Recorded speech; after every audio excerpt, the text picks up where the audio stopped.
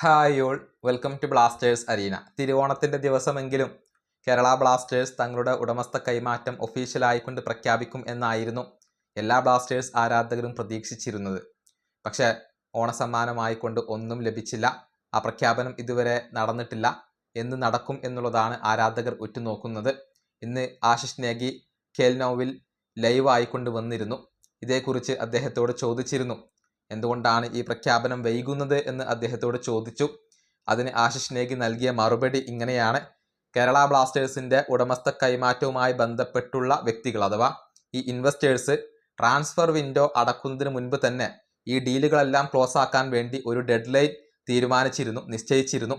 അതനുസരിച്ച് ടീമിനെ സജ്ജമാക്കാൻ അല്ലെങ്കിൽ പുതിയ സീസണിന് വേണ്ടി റെഡിയാക്കാൻ കഴിയും എന്നായിരുന്നു അവരുടെ ഒരു ടാർഗറ്റ്. പക്ഷെ നിലവിലെ സാഹചര്യങ്ങൾ അതിനനുസരിച്ച് മുന്നോട്ട് പോയിട്ടില്ല.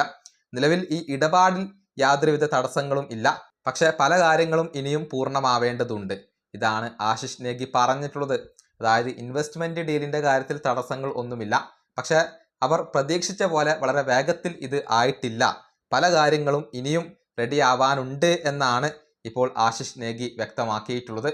ഏതായാലും അധികം വൈകില്ല എന്നുള്ളത് പ്രതീക്ഷിക്കാം. ഇൻവെസ്റ്റേഴ്സ് ബ്ലാസ്റ്റേഴ്സിനെ ഏറ്റെടുക്കുന്ന കാര്യത്തിൽ ഇപ്പോൾ പ്രശ്നങ്ങൾ ഒന്നുമില്ല. ഡീൽ ഓക്കെയാണ്. പക്ഷേ മറ്റു പല കാര്യങ്ങളും ഇപ്പോൾ പരിഹരിക്കേണ്ടതുണ്ട്. അതൊക്കെ പരിഹരിച്ച് ഉടൻ തന്നെ ഇക്കാര്യത്തിലൊരു ഒഫീഷ്യൽ പ്രഖ്യാപനം ഉണ്ടാകും എന്നുള്ളത് പ്രതീക്ഷിക്കാം. എത്രയും പെട്ടെന്ന് പ്രഖ്യാപിക്കണം എന്ന് തന്നെയാണ് പുതിയ ഇൻവെസ്റ്റേഴ്സ് ഇപ്പോൾ ആഗ്രഹിക്കുന്നത്. എന്നാൽ മാത്രമാണ് ട്രാൻസ്ഫർ ജാലകം അടക്കുന്നതിന് മുന്നേ ടീമിനെ ഒന്ന് റെഡിയാക്കാനുള്ള സമയം ലഭിക്കുക.